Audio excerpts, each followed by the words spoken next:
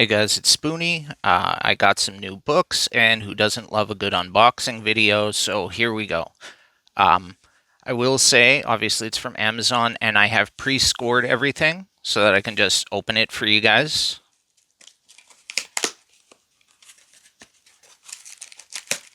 Okay, so you can see first off the bat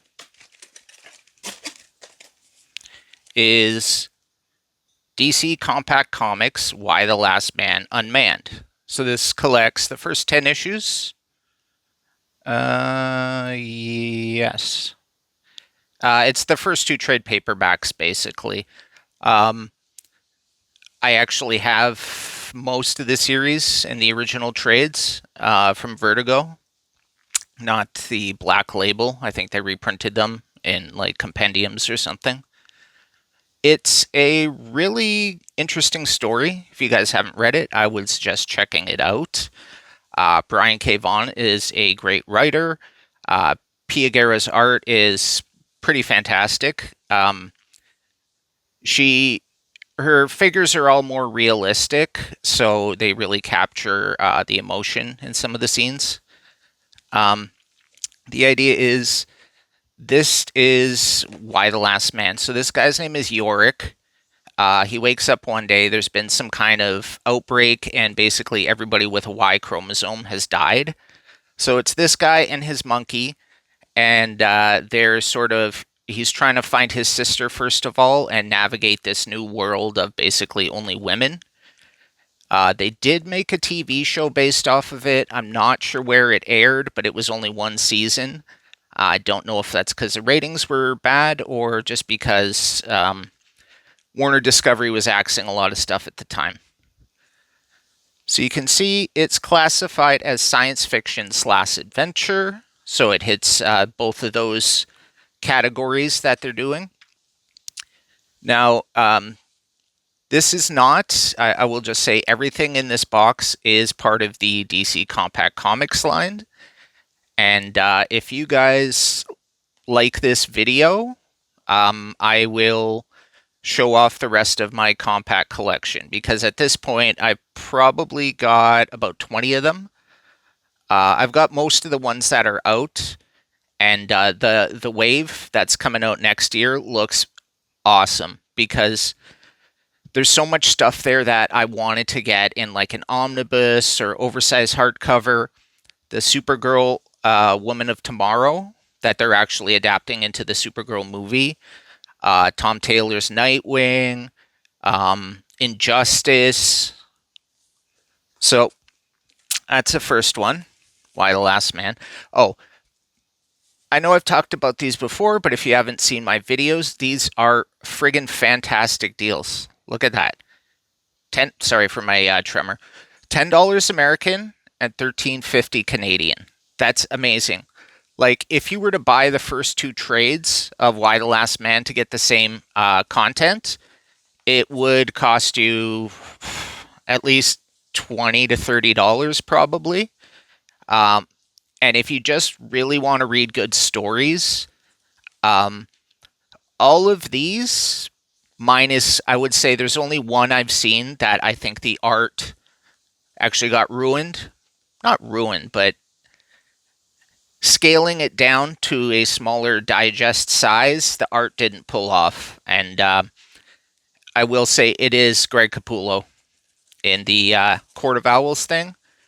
It just, Jim Lee's work scales down really nice. Greg Capullo's, maybe it's because it's so like detailed and stuff. It needs a larger format. So here we have Batman: The Long Halloween, the whole thing. And again, for 10, almost $14, depending on where you are, this is an amazing deal. I don't know if you guys have read the story.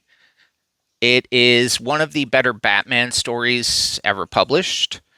Pretty much anything Jeff Loeb and Tim Sale do together, they've done mostly Batman stuff. I know they did a Superman book. That's one of the few I haven't read from them. It's Superman for All Seasons. And Jeff Loeb is the same guy who wrote Hush. And my friend Boomer the Nerd is currently going through Hush 2, which is also Jeff Loeb, and reuniting with Jim Lee. He says the art's pretty good, but the story may be questionable. Anyways, Tim Sale has a very unique art style, and well, I suppose it might not be for everybody. Um, it definitely adds to the sort of noir mystery to this. This is really, if you like the detective Batman, this book is for you. Um, it's not so much like you could see Two Faces in it. Some of his traditional rogues are in here, but it's mostly about kind of like the Gotham Mafia or sort of the crime underworld and stuff like that, not like the Joker and Clayface fighting these like super villains. It's kind of just normal criminals.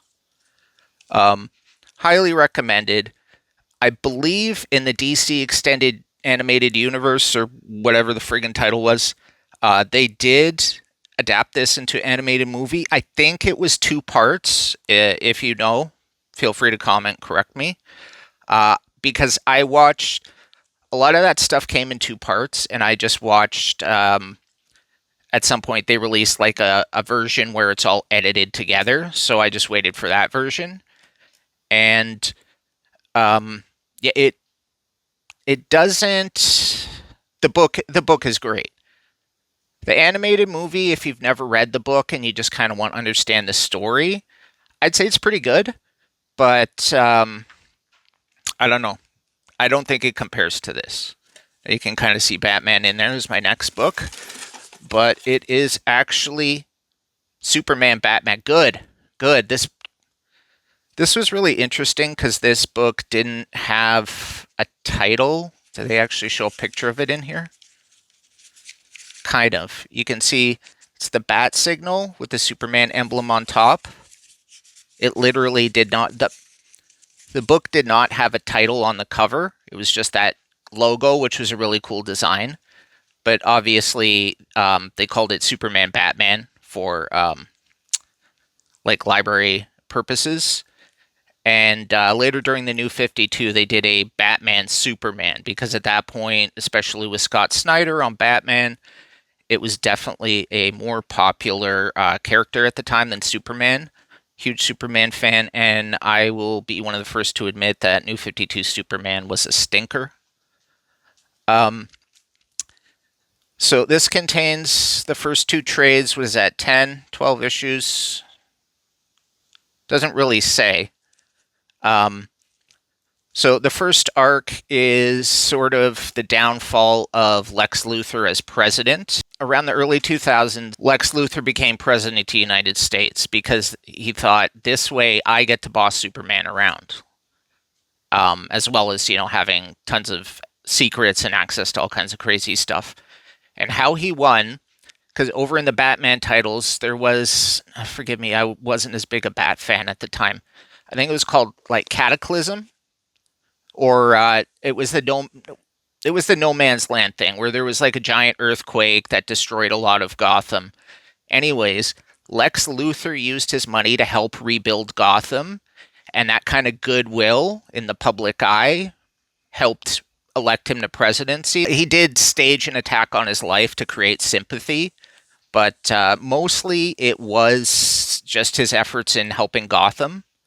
Because, to most of the world, he's still perceived as like some kind of benevolent, wealthy man. So the first story arc here is he declares them outlaws, and because he's the president, you get even their friends sort of teaming up with their villains to come after them. So the whole thing is they end up exposing Luthor. He falls from grace, and there are some hints to the upcoming, at the time, Infinite Crisis. It was still a couple years away from them announcing Infinite Crisis, but going back, like, there were early seeds here. In fact, I'm not even going to really try that hard, but at the end, oh, maybe you don't have to. There will be a reckoning, a crisis. Yeah. So after that, we get the proper reintroduction of Supergirl. Now, Supergirl hadn't been seen since Crisis on Infinite Earths in like 1985. There were a couple sort of stand-ins.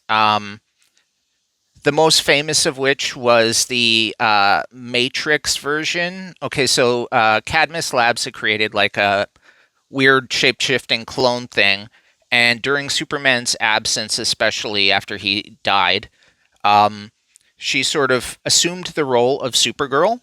Like she changed her form into that, and she kind of became Supergirl. She actually took over Action Comics for a while, so it was like Supergirl in Action Comics, and then you had Superman in Superman Comics. She ended up evolving into this like Earth Angel where she had like fire wings. There's a weird storyline, and again, this looking back, this is early lead into Infinite Crisis, but one of her final storylines was the Silver Age version of Supergirl appeared, Kara Zor-El, Superman's cousin. They had some adventures and they realized, like, this isn't her time, she shouldn't be here, so Kara goes back to wherever she's from. Linda Lee Danvers was the identity of the Matrix Supergirl, and she left. They started shortly after. I think Peter David wrote the entire character.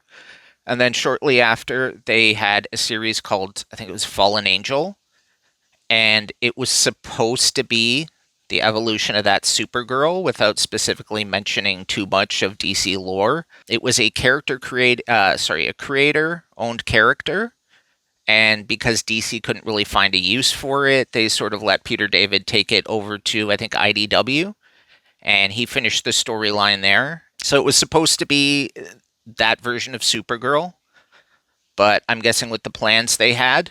Now, the first storyline was drawn by Ed McGuinness, but everything written by Jeff Loeb. Michael Turner, and my best friend Boomer the Nerd, this is one of his favorite artists, does all the interiors and the covers for the second storyline, which reintroduces the true Supergirl, Kara Zor-El. It was, 20-something years since we'd seen her. I don't remember exactly when these were originally published. This is the version that we see even till today. It was interesting because the pre-crisis Supergirl was very kind of just friendly and amiable, and she had a super cat and a super horse, and that horse was actually a man. This version is a little more realistic, maybe, because she's somebody that when Krypton was dying, they got sent by their respective parents. Now, due to whatever reasons, Superman's ship reached Earth first. He was there decades. He grew up. Supergirl eventually arrived, and now she's in a position where her role to protect her cousin is not necessary. He's grown. He can fend for himself, and actually he is quite capable. So she has to find an identity for herself. So it's, I don't know, I feel like it's a little more realistic interpretation. At some point, she, because of feeling like she has no place and everything else, she ends up joining the Red Lantern Corps. That gets purged after a while, but she did become one. So what happens here is the new Supergirl lands. She's basically a blank slate. Everybody wants to get their hands on her. Darkseid wants her because then he can have his own kind of Superman completely loyal to him. And they all fight and they determine, like, what is it that Kara wants? Because everybody's trying to make a choice for her, and it's like, what does she want? So she ends up on Themyscira. So she ends up with Wonder Woman, and she trains with the Amazons. Look, it's a good interpretation of the Supergirl character. I liked it a lot. I think it's a great story. I'm not crazy about Jeff Loeb with all his stuff. His Superman stuff was really good. He's actually the one that wrote Luthor as president, so makes sense that he would see it to the end. I'm trying to collect all of the compact comics. I love the line. I love the idea. I really want to support it. So I want to get them all. That being said, we've gone through 3. Now it's time for the last one, number 4. Oh, you can already see. Batwoman Elegy. Written by Greg Rucka, who's a fantastic writer, doing the right stuff. He is good at writing like kind of crime stories, but he also has 2 really, really solid runs on Wonder Woman. This is pre-New 52. It doesn't actually say which issues are... They used to tell you on the back which issues were collected. This is pre-New 52 when she was kind of taking over as the main character in Detective Comics. Yeah, Detective 854 through 863. Um, so you got Greg Rucka writing a crime type story, so you know it's going to be good. J.H. Williams III, an amazing artist. Look at these layouts.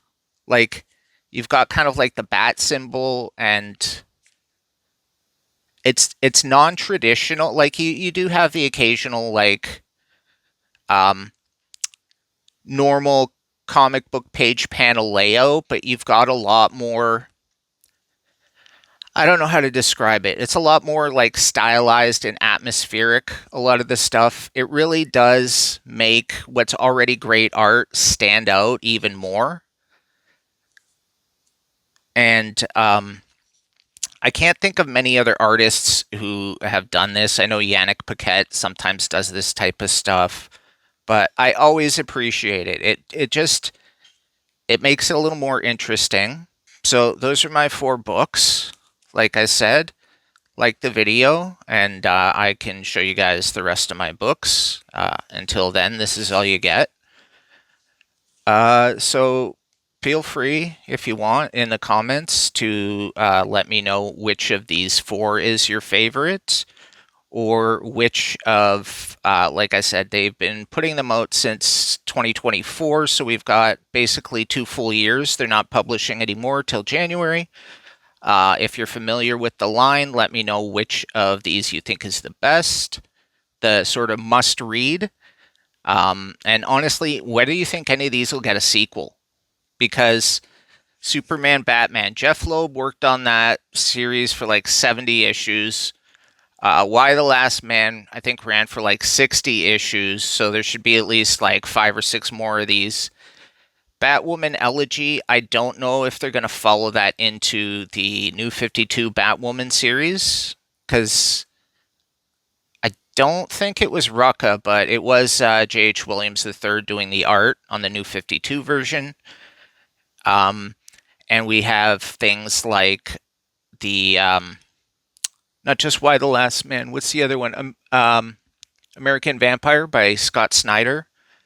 Again, we got the first volume, the first dozen or so issues. Will they follow up with that, or is this really just more of a teaser to get you to subscribe to their online comic service, or maybe even go out and buy a more expensive omnibus or compendium edition? I don't know. If you made it this far, please subscribe because, I mean, clearly you like what I have to say, and stay tuned for the next one.